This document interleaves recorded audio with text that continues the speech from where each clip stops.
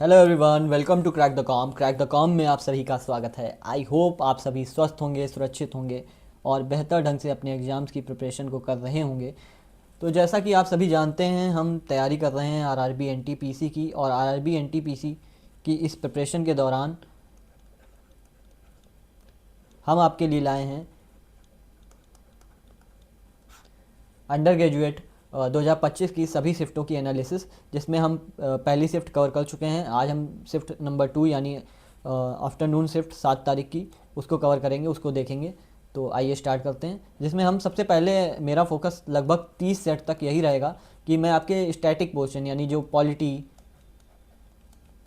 यानी जीके में polity, geography, history and economics, इसके जो बेस है उसको मजबूत करवा सकूँ आपको।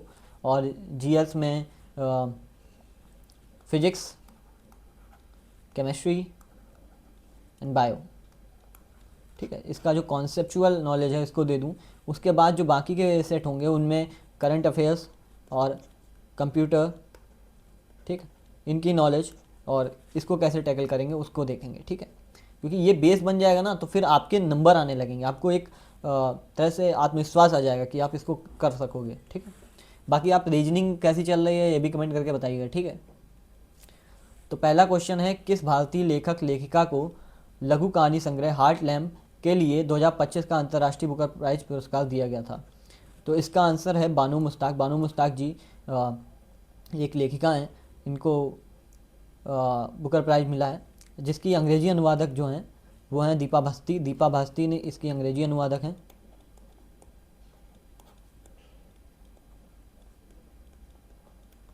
ठीक, इससे पहले 2022 में गीतांजलि श्री को बुकर प्राइज़ मिला था।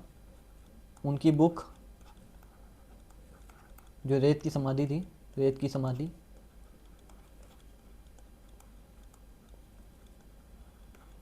इसके लिए इनको बुकर प्राइज पुरस्कार प्राप्त हुआ था। और ठीक है, हाँ, एक क्वेश्चन इससे और आ सकता है तो मैं वो बता देता हूँ करंट अफेयर्स के लिए, कि इस बार जो मैसूर दशहरा हुआ था,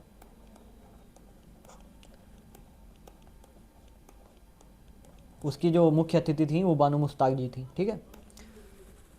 मैसूर दशहरा, 7वीं अनुसूची की किस सूची में केंद्र सरकार को कानून बनाने की विशेष शक्ति प्राप्त होती है?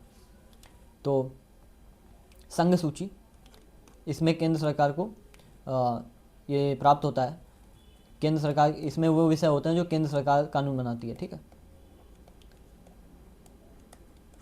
राज्य सूची स्टेट गवर्नमेंट बनाती है ऐसे विषय जिस पे स्टेट गवर्नमेंट कानून बनाती है। समवर्ती सूची, इसमें दोनों ही बना सकती हैं, ठीक है, ऐसी, ठीक है। अवशिष्ट सूची क्या होती है? इसमें जो शेष टॉपिक रह जाते हैं, शेष विषय जो इन तीनों सूची में नहीं आते, उस पर संसद कानून बना सकती है, उसे अवशिष्ट सूची कहते हैं, ठीक है। संसद कानून बनाती है।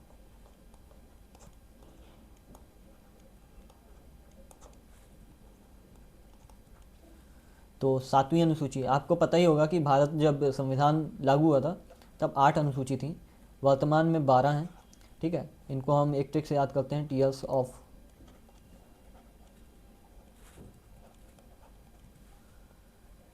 Old, tears of old PM, जिसमें टी से टेरिटरी है, ई से इमोल्यूमेंट है, इमोल्यूमेंट यानी वेतन, ठीक। ये एफर्मेशन और ओथ का है, शपथ, ये राज्य शपथ ऐसे लिखा जाता है।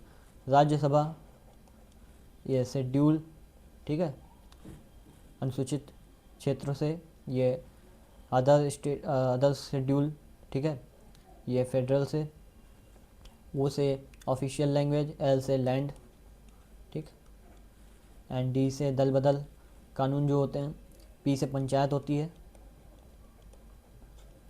ठीक, 11 नंबर पंचायत आती है, ठीक।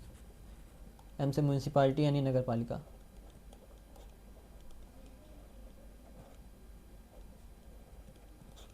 ठीक है। तो ये कवर करा दिए। बाकी 5वें नंबर पे, नहीं 7वें नंबर पे ये है, तो इसी पे फेडरल है, संघ सूची, ठीक। संस्पर्श प्रक्रम यानी कॉन्टैक्ट प्रोसेस का उपयोग निम्नलिखित में से किस रसायन के निर्माण के लिए किया जाता है? तो इसका आंसर है सल्फ्यूरिक अम्ल, क्योंकि सल्फ्यूरिक अम्ल जो SO2 होता है उसको SO3 बनाते हैं किसकी उपस्थिति में? V2O5 की उपस्थिति में। ये एक उत्प्रेरक होता है। उत्प्रेरक क्या होता है? उत्प्रेरक वो होता है जो रिएक्शन में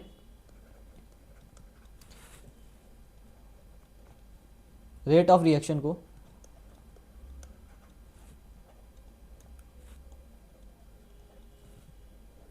चेंज करता है। ठीक,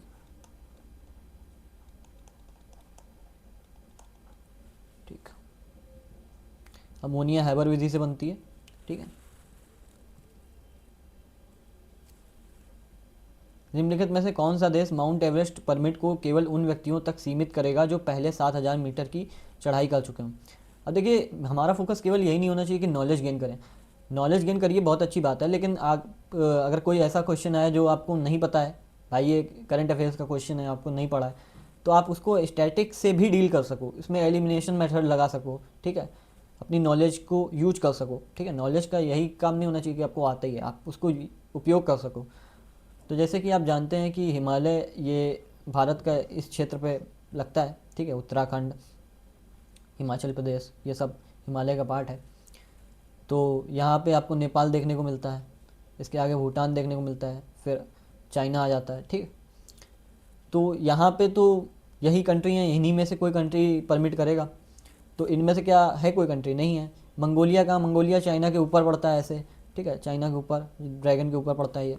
जापान चाइना के बगल में समुद्र से लगा हुआ ऐसे छोटा सा इलाका है, वहाँ भी ऐसा नहीं है। अमेरिका का, अमेरिका तो आपके वेस्टर्न में पड़ता है, पश्चिमी जगह पड़ता है, तो ये तो हो ही नहीं सकते, तो इनको तो आप कैंसिल ही कर दीजिए। तो एकमात्र राष्ट्र बचा नेपाल। तो नेपाल की गवर्नमेंट ने कहा है कि 7,000 मीटर की चढ़ाई जो कर चुके होंगे पर्वतारोही, हम उनको ही करेंगे, परमिशन देंगे कि वो माउंट एवरेस्ट को चढ़ाई कर सकें। तो ऐसा इन्होंने क्यों कहा है भाई? ऐसा इन्होंने इसलिए कहा है कि पर्वतारोही की जो है उसकी जान माल की सुरक्षा हो सके, पर्वतारोही की सुरक्षा हो सके। भाई अगर कोई 7,000 मीटर चढ़ चुका है तो यानी वो कैपेबल है। ठीक है, इस बात को ध्यान रख के, इस पैरामीटर को ध्यान रख के इन्होंने ये नियम बनाया। HDI क्या है? HDI है ह्यूमन डेवलपमेंट इंडेक्स, यानी मानव विकास सूचकांक। और इसको जारी कौन करता है? इसको जारी करता है UNDP। ठीक है, यूनाइटेड नेशन डेवलपमेंट प्रोग्राम। और इसके लिए इन्होंने 3 पैरामीटर बना रखे हैं। पहला क्या है? पहला है आपका हेल्थ। ठीक, दूसरी है एजुकेशन, और तीसरा तो उन्होंने लिख ही रखा है, यानी सभ्य जीवन स्तर, क्वालिटी लाइफ। ठीक है, मासिक वेतन इसका है नहीं, मासिक वेतन इसका नहीं है। जनसंख्या घनत्व, ये भी नहीं है। सभ्य जीवन स्तर को मापने के लिए विलासिता वस्तुओं की उपलब्धता, यानी विलासिता वस्तुओं की उपलब्धता है, तो ये तो कह सकते हैं कि पैसा है, लेकिन क्या वो सभ्य जीवन स्तर मापने का पैमाना हो सकता है? बिल्कुल नहीं। PPP यानी क्रय शक्ति क्षमता, परचेजिंग पावर की किसी कंट्री की कितनी है, ये एक प्रति व्यक्ति GDP में योगदान अगर अच्छा है तो ये एक सभ्य जीवन स्तर का पैमाना हो सकता है। ठीक है, यही 3 पैमाने होते हैं। जैसे नीति आयोग है, इसके SDG यानी सस्टेनेबल डेवलपमेंट इंडिया इंडेक्स 2023 के अनुसार निम्नलिखित में से किस भारतीय राज्य का मानव विकास सूचकांक यानी HDI मान सर्वाधिक था? तो ऐसे 2 स्टेट थे जिनका मान 79 था, जिसमें था केरल एंड सेकंड था उत्तराखंड। तो अगर मान लो केरल आपको ना देखने को मिले तो उत्तराखंड हो सकता है उसमें ऑप्शन में हो, तो मार्क कीजिएगा केरल इसमें ऑप्शन में है। गुजरात, महाराष्ट्र और तमिलनाडु की भी रैंक अच्छी थी, लेकिन टॉप पे केरल और उत्तराखंड थे। भारत ने अपने बिजली अवसंरचना को बढ़ाने और डैश तक, यानी ये जितने भी वर्ष हैं तक 458 की अनुमानित मांग को पूरा करने के लिए 9.1 लाख 5 करोड़ की एक व्यापक परियोजना का अनावृत किया है। यानी एक घोषणा की गई है कि 2032 तक, ये ऊर्जा मंत्री, जो हमारे ऊर्जा मंत्री हैं इस समय, खट्टर साहब, उन्होंने घोषणा की है कि भारत जो उसकी कैपेसिटी है 458, उसको पूरा कर लेगा 2032 तक। और इसके लिए कितना खर्च होगा? 9.15 करोड़। ठीक।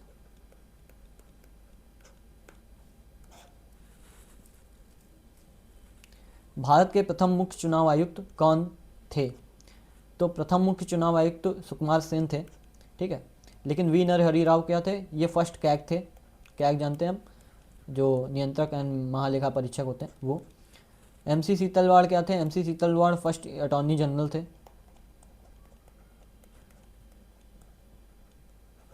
ठीक, जनरल। HK कृपलानी क्या थे? HK कृपलानी कांग्रेस पार्टी से संबंधित हैं, तो इनका कुछ वैसा योगदान नहीं है।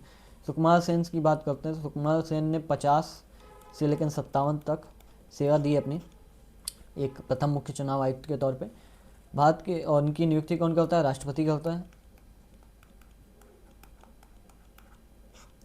वर्तमान में कौन है? वर्तमान में है ज्ञानेश कुमार।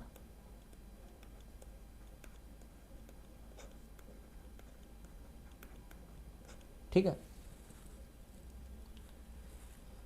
किस नीतिगत पहल का उद्देश्य सभी प्राथमिक कृषि ऋण समितियों, ये ध्यान दीजिएगा, ऋण समितियों को डिजिटल बनाना है?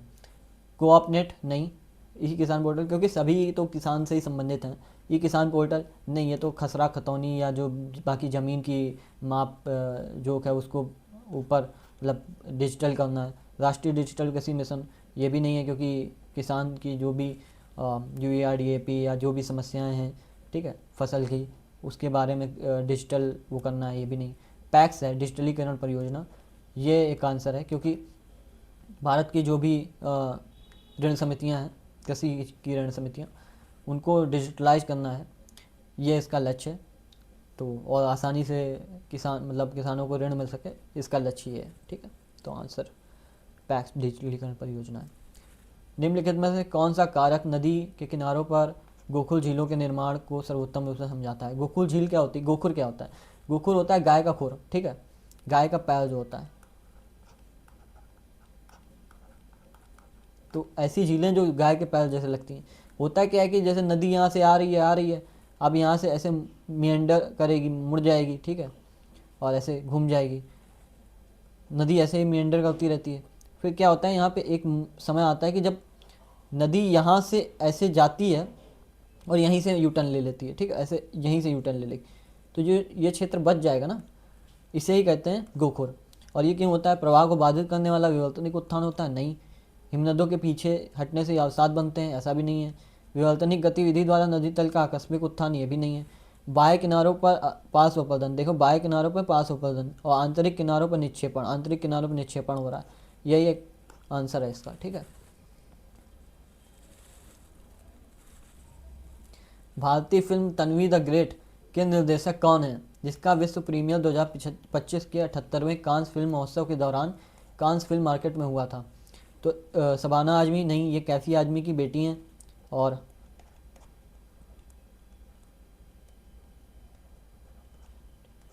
जो लेखक हैं जावेद अख्तर साहब, उनकी वाइफ हैं। किरण राव नहीं, ये उनसे संबंधित हैं, क्या कहते हैं, आमिर खान से। निर्देशक हैं ये। नासिरुद्दीन शाह, ये भी नहीं है। अनुपम खेर, हाँ इसका आंसर अनुपम खेर है। अनुपम खेर की बुक मैंने कवर की थी, वो मैं पढ़ा देता हूँ आपको। लाइफ नहीं, लेसन्स लाइफ टॉट मी।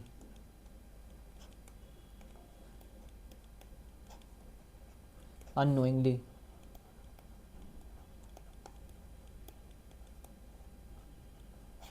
ठीक, ये है। निम्नलिखित में से कौन सा रोग प्रोटोजुआ के कारण होता है? पोलिया नहीं भाई, पोलियो वायरस के कारण होता है।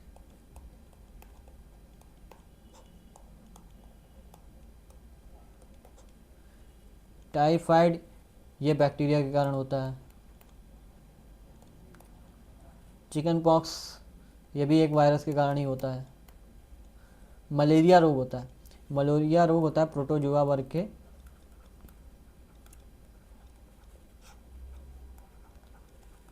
एक परजीवी होता है, जिसको बोलते हैं, क्या बोलते हैं, प्लाज्मोडियम। प्लाज्मोडियम। ऐसे ही लिखते हैं शायद, प्लाज्मोडियम। ये संक्रमण फैलाता कैसे है कि मादा एनफ्लीज जो होती है उसके काटने से फैलता है। ठीक है, सब कवर कर दिया इससे। हार्टलैम, देखिए फिर से आ गया हार्टलैम, बहुत पूछी गई पुस्तक है इस बार। पुस्तक का अंग्रेजी में अनुवाद किसने किया जिससे ये 2025 का अंतर्राष्ट्रीय बुकर पुरस्कार जीतने वाली पहली कन्नड़ कृति बन गई? तो इसका अंग्रेजी अनुवाद दीपा भास्ती ने किया था। पहले ही क्वेश्चन मैं करा चुका हूँ, तो इस पर टाइम देने की ज़्यादा ज़रूरत नहीं है मुझे।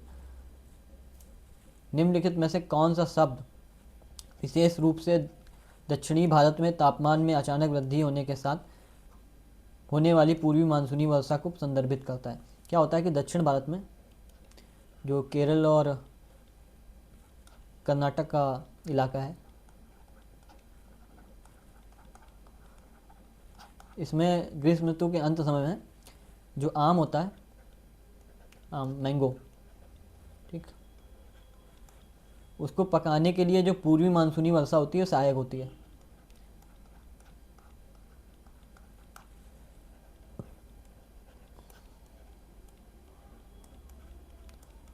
सहायक होती है, ठीक। तो आम्र वर्षा इसका आंसर है। लू नहीं, लू तो उत्तर भारत में होती है, ठीक है, नॉर्थ इंडिया में होती है। आपको पता होगा कि लू लग जाती है, ऐसे बोला जाता है ना कि बाहर मत निकलो, दोपहर के समय लू लग जाएगी। नार्वेस्टर क्या होता है, ये असम बंगाल वाले क्षेत्र में होती है। अंधड़ जिसे बोलते हैं, आंधी के साथ चलता है शाम को। मानसून में विराम, ये भी नहीं है। तो आंसर क्या है? अम्रवर्षा।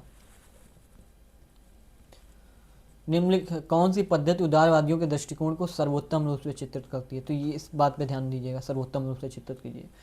सांस्कृतिक पुनर्जागरण, हाँ ये भी एक तरीका है उदारवादियों का, लेकिन सर्वोत्तम रूप से देखते हैं अभी।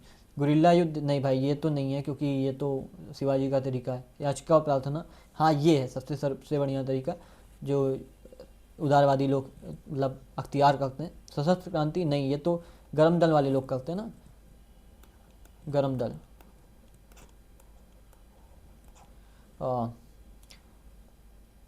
आपको याद होगा, मतलब पुराना रिकॉल कर देते हैं, 1907 में कि 1905 में, 1907 में सूरत का स्प्लिट होता है, सूरत विभाजन, ठीक। 1905 में क्या हुआ था? बंगाल का विभाजन हुआ था।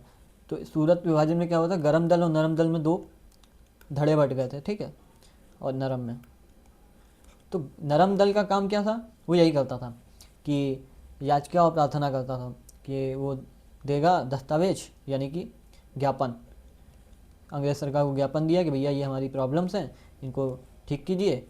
बाकी गर्म दल क्या करता था? गर्म दल सशस्त्र क्रांति चाहता था।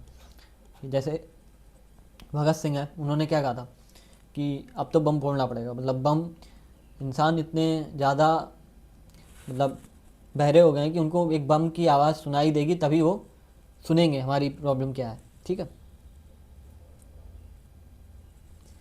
भारत सरकार अधिनियम 1919 के तहत कौन से विषय सब्जेक्ट भारतीय मंत्रियों को हस्तांतरित किए गए? क्या था कि 1919 में था ये कि प्रांतों में द्वैत शासन लागू कर दिया गया था। द्वैत शासन क्या होता है?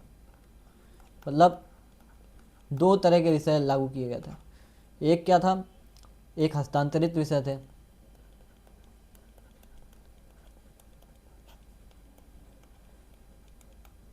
ठीक, और दूसरे क्या थे? रिजर्व यानी आरक्षित विषय।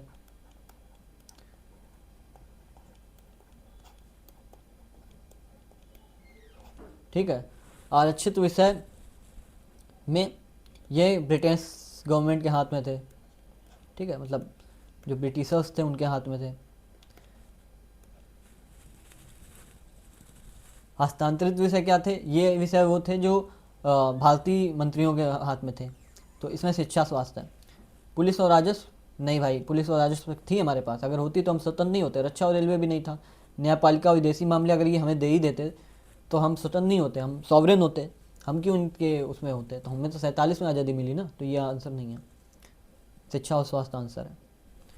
17 मार्च 2025 में रक्षा मंत्रालय ने 155 mm 52 calibre advance towed artillery gun system की खरीद के लिए किन दो कंपनियों के साथ अनुबंध हस्ताक्षर किए। सबसे पहले जानते हैं कि इसको बनाया किसने था।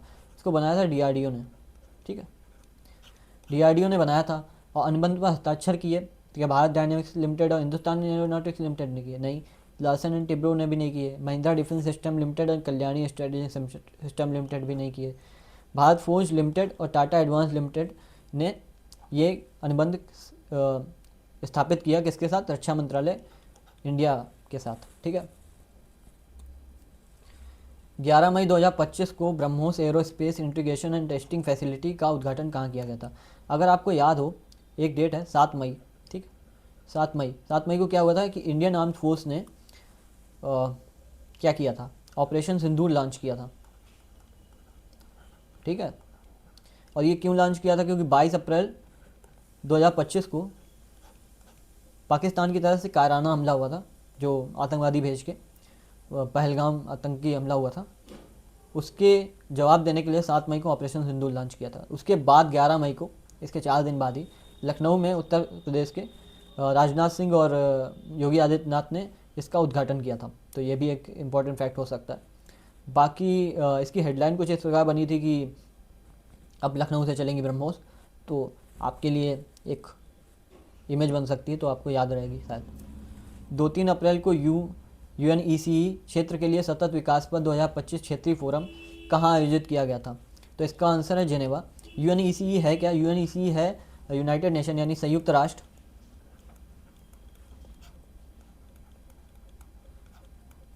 आर्थिक आयोग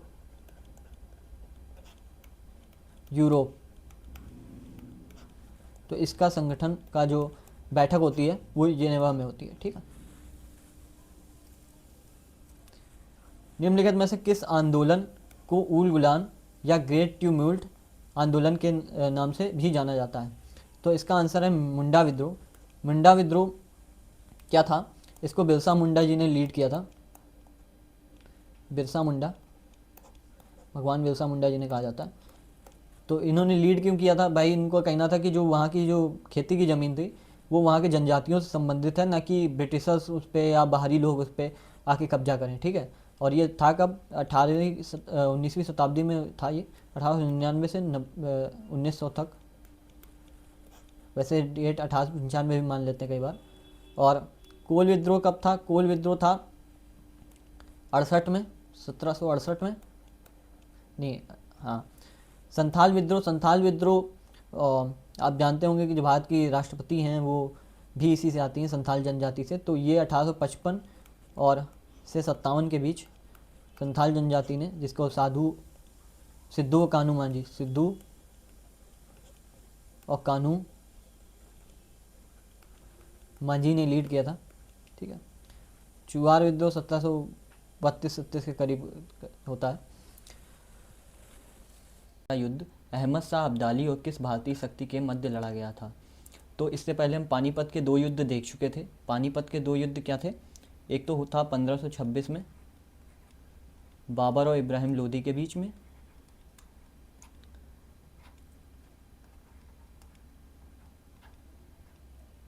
बाबर एंड लोदी, एंड दूसरा 1556 में हुआ था अकबर और हुमायूं के बीच में।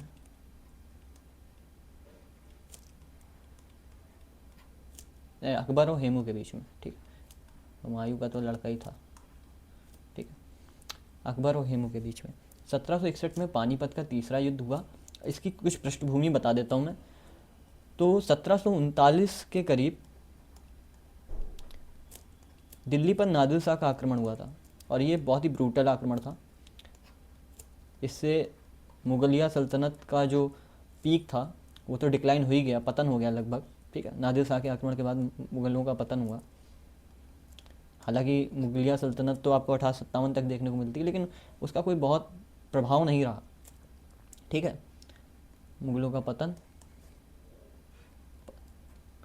ठीक, एंड उसके बाद क्या हुआ कि अहमद शाह अब्दाली जो था वो था दुर्रानी साम्राज्य से।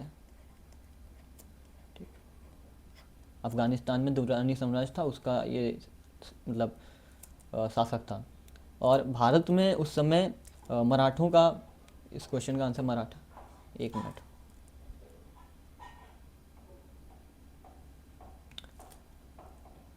मराठों का वर्चस्व था। मराठे अपने पीक पे थे उस समय, क्योंकि आपको पता ही होगा कि 1739 के करीब पेशवाओं के अंडर में पूरी मराठा सल्तनत आ चुकी थी, मराठा एम्पायर आ चुका था। तो उस समय यह था कि दिल्ली पे बैठेगा कौन, या तो दुर्रानी साम्राज्य बैठना चाहता था अहमद शाह अब्दाली, या फिर मराठा उस पर ये कहना चाहता है कि मेरा प्रभुत्व हो। तो इन दोनों के बीच युद्ध होता है, इसीलिए पानीपत का तीसरा युद्ध, जिसमें अहमद शाह अब्दाली और मराठों के बीच भीषण युद्ध होता है। मराठे उसमें हार जाते हैं, लेकिन अहमद शाह अब्दाली का भी इतना नुकसान हो जाता है कि भाई वो फिर सेना नहीं खड़ी कर पाता अपनी, उसकी सेना पूरी मारी जाती है।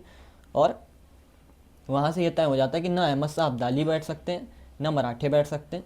अब बैठेगी कोई तीसरी पावर, जो तीसरी पावर आती है ब्रिटिश के रूप में। उनको अपॉर्चुनिटी दिखी और उन्होंने ग्रैब कर ली।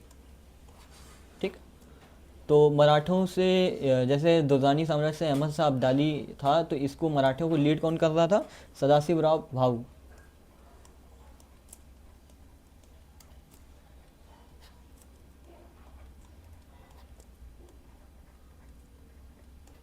ठीक है, सदाशिवराव भाऊ इसको लीड ये कर रहे थे।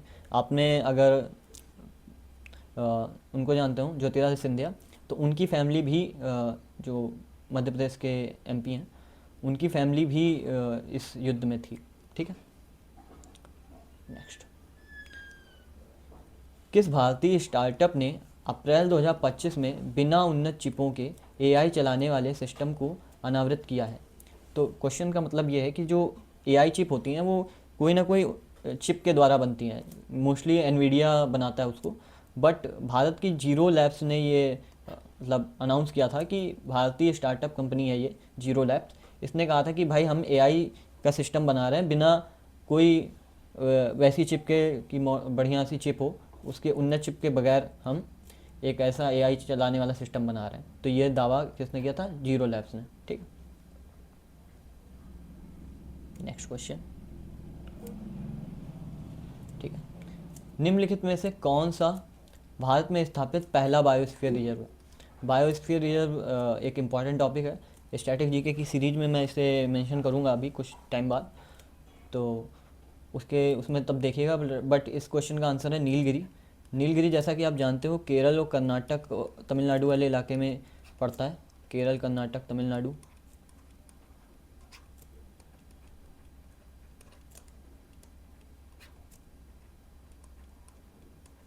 ठीक, तो ये सबसे पहला बायोस्फीयर रिजर्व था, ये बना था 1986 में।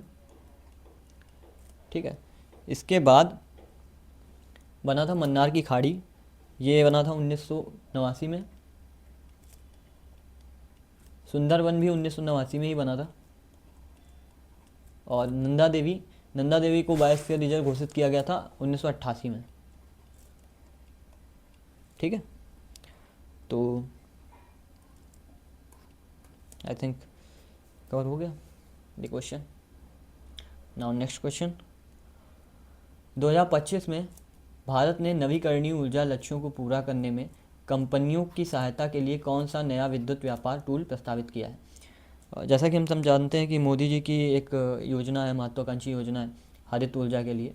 तो उसको ध्यान में रखते हुए इस नवीकरणीय ऊर्जा लक्ष्यों को पूरा करने के लिए कंपनियों की सहायता के लिए कौन सा नया विद्युत व्यापार टूल प्रस्तावित किया गया?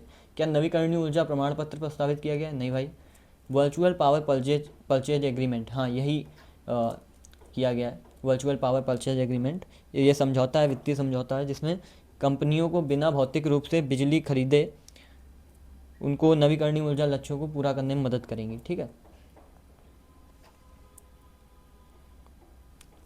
Time of day net metering क्या है? ये एक टैरिफ नीति है जो व्यापार टूल नहीं है। और ग्रीन एनर्जी टैरिफ, यह एक मूल निर्धारण योजना है।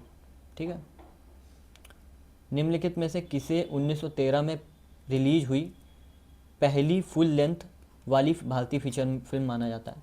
तो यहाँ पे आपको ध्यान देने की ज़रूरत है, पहली है और फुल लेंथ है। ठीक है, भारतीय फीचर फिल्म। तो इस क्या आलम आरा है? नहीं, आलम आरा पहली बोलती फिल्म है। मतलब दो तरह की फिल्म है, एक में ऑडियो होता है एक में नहीं होता। तो जो जिसमें ऑडियो नहीं होता जैसे राजा हरिश्चंद्र, ये साइलेंट फिल्म है, ठीक। और यही फिल्म है जो 1913 में रिलीज हुई थी, फुल लेंथ पहली भारतीय फीचर फिल्म, जिसने गांधी जी को भी प्रभावित किया। इस फिल्म के जो निर्देशक थे वो थे दादा साहब फाल्के।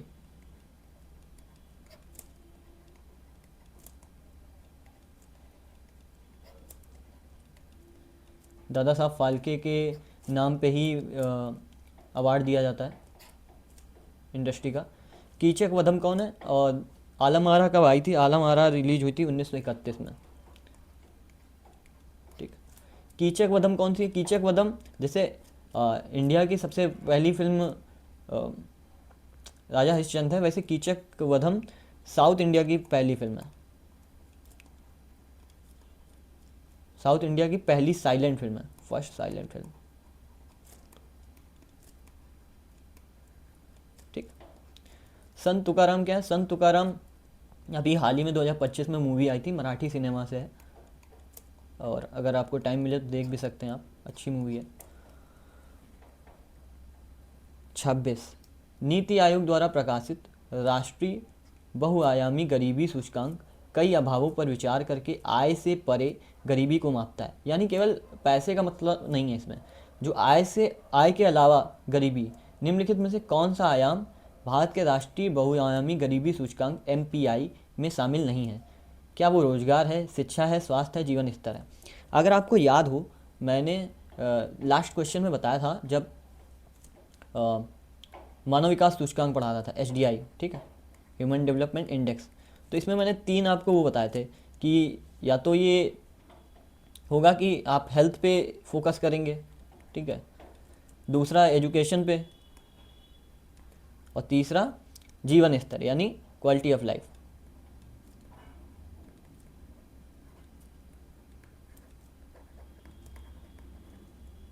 ठीक है। तो ये 3 थे, रोजगार नहीं था, ठीक है। तो यही इसका आंसर है। भारत ने किस पड़ोसी देश पर 2025 की शुरुआत में जम्मू कश्मीर में सीमा पार से घुसपैठ के प्रयासों का समर्थन करने का आरोप लगाया? ये एकमात्र कंट्री है पाकिस्तान। इसका मतलब मुझे डिटेल में जाने की ज़रूरत नहीं है, लेकिन अगर आपको नहीं भी आता हो तो एक काम कीजिए, मैप बनाइए, ठीक है। ये मैप है, ऐसे मैप तो इतना अच्छा बनाता नहीं मैं, बट फिर भी ये जम्मू कश्मीर है। श्रीलंका कहाँ है? श्रीलंका तो यहाँ पे है, ठीक है, श्रीलंका तो यहाँ पे है। अच्छा ये बताइए, पाकिस्तान और श्रीलंका के मध्य एक जलडमरू मध्य पड़ता है, उसको क्या कहते हैं? पाक जलडमरू मध्य कहते हैं उसको, ठीक है। जलडमरू मध्य क्या होता है? जलडमरू मध्य एक ऐसी सक्रिय जल धारा होती है जो दो स्थल सीमाओं को अलग करती है, ठीक है। ये जैसे ये पतली सी जल धारा है, ठीक है, यहाँ पे पानी समुद्र है, ये दो सीमाओं को, थल सीमाओं को अलग कर रही है, इसे जलडमरू मध्य कहते हैं, ठीक। और बांग्लादेश तो आपके इस साइड पड़ता है, तो बांग्लादेश भी नहीं हो सकता, और नेपाल इधर पड़ता है तो नेपाल भी नहीं हो सकता। जम्मू कश्मीर से एक ही देश लगता है पाकिस्तान, तो वही हो सकता है, ठीक है। बाकी चाइना भी लगता है, लेकिन चाइना ऐसे काम नहीं करता है। निम्नलिखित में से किस शहर की उपनगरीय ट्रेनों में अप्रैल 2025 में कवच 5.0 लॉन्च किया गया है, जिससे अधिक ट्रेनें सुरक्षित और कुशलतापूर्वक चल सकें? तो जैसा कि हम जानते हैं, कवच एक सिस्टम है, ऑटोमेटिक सिस्टम है, जो ट्रेनों में लगाया जा रहा है, और ये भारतीय रेल को बहुत हद तक सुरक्षित बनाने का प्रयास है। तो उसके लिए 5.0 कवच 5.0 लॉन्च किया गया था, जो लॉन्च किया गया था मुंबई में, ठीक है।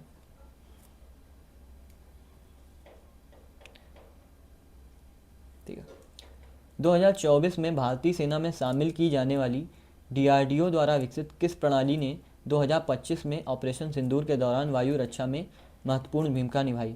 जैसा कि हम सभी जानते हैं कि 7 मई को ऑपरेशन सिंदूर लॉन्च हुआ था, ठीक है। इसके बाद पाकिस्तान ने ऑपरेशन बानियान लॉन्च किया था, ठीक है, इसको काउंटर करने के लिए, और यहाँ पे कई सारी मिसाइल्स छोड़ी थी जो हरियाणा या अमृतसर के पास और राजस्थान और जम्मू कश्मीर के पास, ठीक है। तो इसको टैकल करने के लिए हमारे पास सिस्टम था S-400, ठीक है। ये सिस्टम था रसिया का, ठीक है, रूस का था। लेकिन हमारा बनाया हुआ एक सिस्टम था जिसने इसमें बहुत ज़्यादा काम किया था। तो ये काम कौन सा था? ये था आकाश, ठीक है। आकाश का नाम भी आपने सुना होगा काफ़ी। लेकिन ये मीडियम रेंज की मिसाइल प्रणाली है। जो मीडियम रेंज की जो भी आती हैं वो इसके लिए आकाश वर्क करता है, ठीक है। पृथ्वी के आंतरिक भाग की परतदार संरचना का समर्थन करने वाला साक्ष्य कौन सा है? तो पृथ्वी की आंतरिक भाग की संरचना का, इसका मतलब क्या समझे आप? पहले तो मैं ये बनाता हूँ, ठीक है। ओके, ठीक। तो जैसा कि हम सब जानते हैं, ये भूपर्वटी है। हालांकि ये थोड़ी ज़्यादा बड़ी बन गई मुझसे, इतनी बड़ी होती नहीं है। ये भूपर्वटी है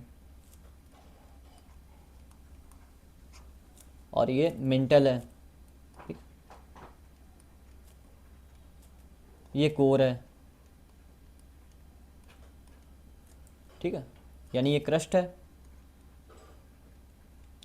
ये मेंटल है, ये कोर है, ठीक है।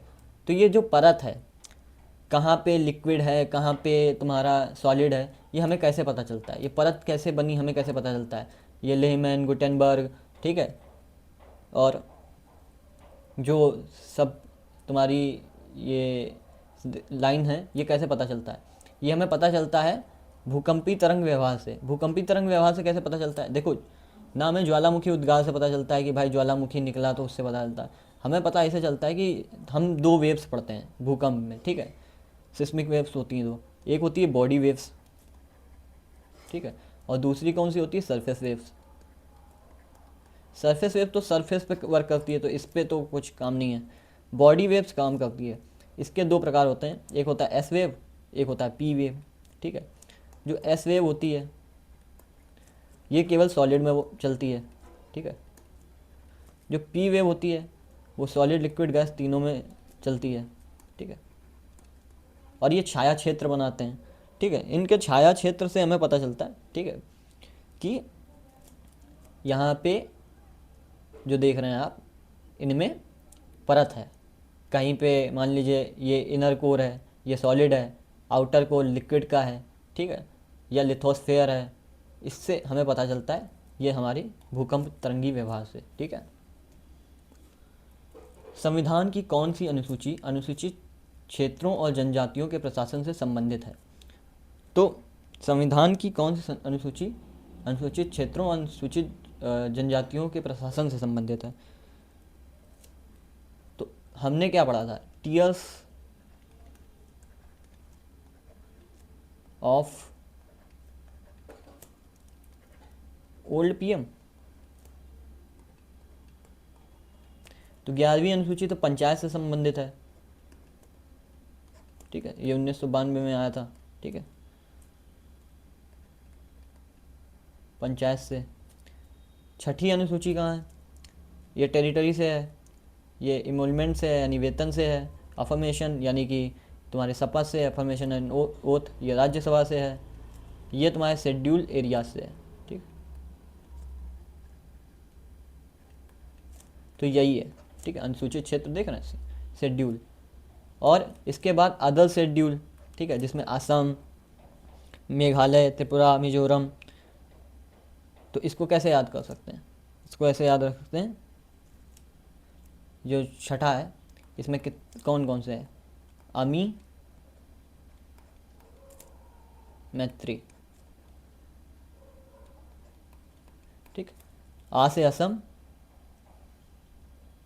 मी से मिजोरम, ठीक है, अरे यार, एम से मेघालय और त्री से त्रिपुरा, ठीक है।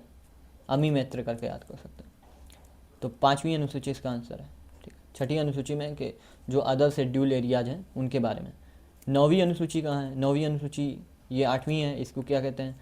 ये 7वीं है, फेडरल संघी सूची जो होती है, ठीक है। 3 सूची होती हैं, इसमें संघी सूची, ये ऑफिशियल लैंग्वेज के बारे में है, ठीक।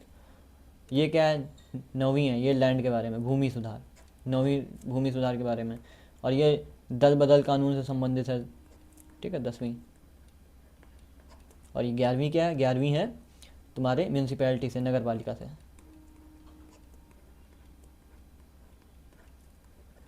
ठीक है। जब एक आवेशित कण चुंबकीय क्षेत्र में गति करता है तो निम्नलिखित में से कौन सी राशि अपरिवर्तित रहती है, यानी चेंज नहीं होती। ठीक है, तो कौन कौन सी चेंज हो जाती है ये देखना रहेगा। वेग की दिशा, भाई वेग की दिशा चेंज हो जाती है, क्योंकि कोई भी एक आवेशित कण अगर चुंबकीय क्षेत्र में गति करेगा तो उस पर बल लगेगा, तो वेग की दिशा तो चेंज होगी। संवेग की दिशा भी चेंज हो जाएगी। कोणीय संवेग, भाई टॉर्क उत्पन्न हो रहा है तो कोणीय संवेग भी आएगा, तो ये भी। ठीक है, गतिज ऊर्जा नहीं चेंज होती, क्योंकि केवल वेग की दिशा चेंज हो रही ना, चाल तो चेंज नहीं हो रही। तो हाफ mv², फॉर्मूला पढ़ा है ना आपने गतिज ऊर्जा का, तो ये तो चेंज नहीं हो रहा। ठीक है, तो इसके हिसाब से गतिज ऊर्जा चेंज नहीं होगी, तो यही आंसर है। नेक्स्ट क्वेश्चन, पंबन बंदरगाह, पंबन पोर्ट भारत के किस राज्य में स्थित है? तो ये तो डायरेक्ट क्वेश्चन है, पंबन बंदरगाह किस राज्य में स्थित है? तो पंबन बंदरगाह जिसे पंबन ब्रिज भी कहते हैं या पंबन द्वीप कहते हैं, कहाँ पड़ता है? रामनाथपुर जिले के पास पड़ता है।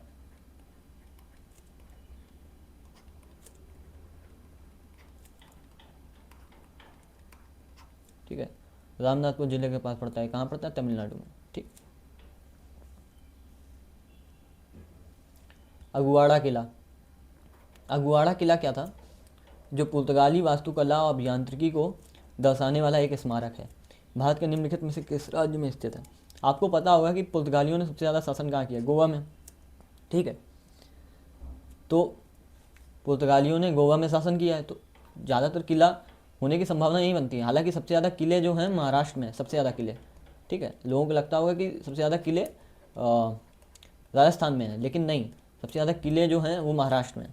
ठीक है, लेकिन इसका आंसर गोवा है, क्योंकि गोवा में सबसे ज़्यादा पुर्तगालियों ने शासन किया। और ये अगवाड़ा किला का इतिहास क्या है कि ये 17वीं शताब्दी में बनाया गया था। ठीक है, क्यों बनवाया गया था भाई? बनाया इसलिए गया था क्योंकि उस समय 17वीं शताब्दी का मतलब समझ रहे हो, यानी मराठा भी उस समय अपने पीक पे थे, डच कंपनियां भी थीं और ब्रिटिश कंपनी भी थी, तो सब एक दूसरे से लड़ रहे थे, इस पे अटैक होने की संभावना थी। इस वजह से 17वीं शताब्दी में कैंडोलिम समुद्र तट पे, ठीक है, कैंडोलिम समुद्र तट पे अगवाड़ा किला बनवाया था। नेक्स्ट क्वेश्चन, निम्नलिखित में से किस मुगल शासक के शासनकाल में सुन्नी और शिया एक मस्जिद में तथा ईसाई और यहूदी एक चर्च में प्रार्थना करने के लिए मिलते थे? इस प्रकार सार्वभौमिक शांति के सिद्धांत का पालन किया जाता था। तो देखिए, क्या हुमायूं था? देखिए, हुमायूं का शासनकाल बड़ा उथल पुथल का रहा। एक तो वो 30 से लेके 40 तक शासन करता है। ठीक है, दूसरा 55 से 56 तक शासन करता है। ठीक है, तो 10 साल इधर, 1 साल इधर, इधर भी ज़्यादा साल शासन नहीं कर पाता, वो सीढ़ियों से गिर के मर जाता है। अनफॉर्चुनेट है उसकी डेथ। बाबर को भी 5 साल ही मिलते हैं, 26 से लेकर 30 तक, उसमें भी 5 युद्ध लड़ लेता है वो। ठीक है, तो उसके पास भी इतना समय नहीं है कि ये सब करेगा। जहांगीर हो सकता है, ठीक है, लेकिन जहांगीर नहीं है। इसका आंसर है अकबर। और ये तो क्वेश्चन आपको पता ही होगा कि मतलब अकबर को माना जाता है कि वो उदार था। हालांकि ये डिबेटेबल है कि कितना उदार था कितना नहीं था। मैं हिस्ट्री पढ़ाऊँगा तो उस पर बताऊँगा कि क्यों डिबेटेबल है। ठीक है, तो इसने एक अपनी एक पॉलिसी बनाई थी, सुलह कुल। ठीक है, ये लिखा है सुलह कुल। तो इस पॉलिसी का मतलब क्या था कि जो सुन्नी और शिया होंगे, अब इनके बीच डिफरेंसेस ना हो, तो इनको एक मस्जिद में नमाज़ पढ़नी है। ईसाई और यहूदी जो हैं, उनकी कोई जो समस्या है कि मान लो ईसाई मानते हैं कि यहूदियों ने मारा क्राइस्ट को, तो ऐसी प्रॉब्लम्स ना हो, तो उसके लिए इनको एक चर्च में, इसके लिए इन्होंने एक पॉलिसी बनाई सुलह कुल। तो ये अकबर का काम है। अकबर ने इबादत खाना भी बनवाया था। ठीक है, और अकबर से और क्या जानकारी है कि अकबर इबादत खाने में विभिन्न धर्मों की चर्चाएं कराता था, और ये कब बना था? 1575 में। ठीक है, इसके अलावा अकबर के बारे में क्या जानकारी हमको? अकबर के बारे में जानकारी ये है कि इसने दीन इलाही स्टार्ट किया था। बेसिकली अकबर बनना चाहता था खलीफा। ठीक है, अगर आप हिस्ट्री में पढ़ेंगे तो आपको पता चलेगा कि अकबर खलीफा बनना चाहता था, लेकिन उसको एक्सेप्ट नहीं किया गया। एक्सेप्ट नहीं किया गया तो उसने अपना एक नया रिलीजन बना दिया, दीन इलाही। ठीक है। इसको भी हालांकि कोई सक्सेस मिली नहीं, क्योंकि जो क्रिटिक थे उस समय के उन्होंने कहा कि नहीं भाई ये तो हम मानेंगे नहीं। बाकी केवल बीरबल ने इसको अपनाया, बाकी किसी ने इसको ज़्यादा अपनाया नहीं, ठीक है। अधिकांश सॉफ्टवेयर एप्लीकेशन में शॉर्टकट कुंजी कंट्रोल+S क्या करती है, ठीक है। डॉक्यूमेंट में टेक्स्ट की खोज करती है, एक नया पेज स्टार्ट करती है, समस्त कंटेंट को सिलेक्ट करती है, वर्तमान डॉक्यूमेंट से सेव करती है। तो आपको पता ही होगा एस है, सेव करती है, ठीक है।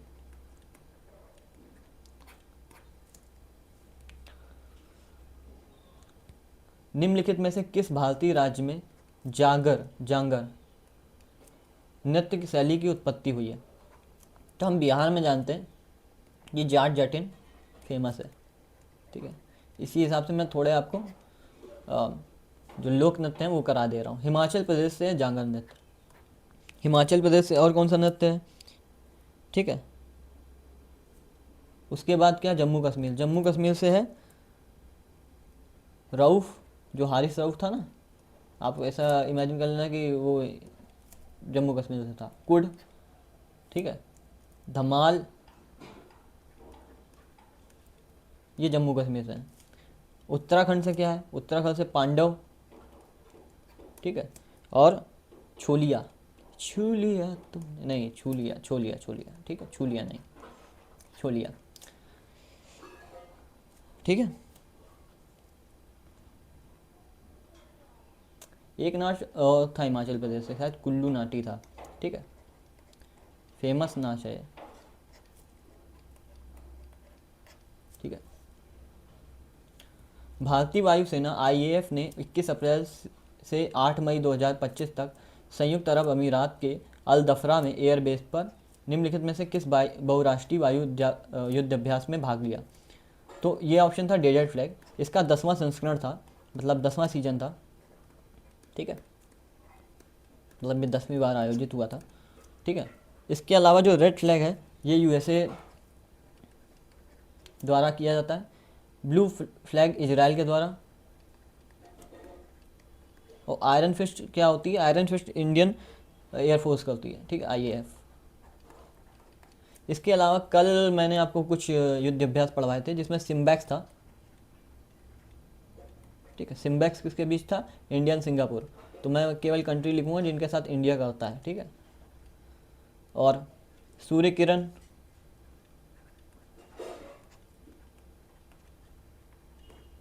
ये किसके साथ किया जाता है, नेपाल के साथ। काजिंद, ठीक है, काजिंद कजाकिस्तान के साथ। एंड इसके अलावा किसके साथ किया जाता है, मैत्री बांग्लादेश के साथ, मैत्री,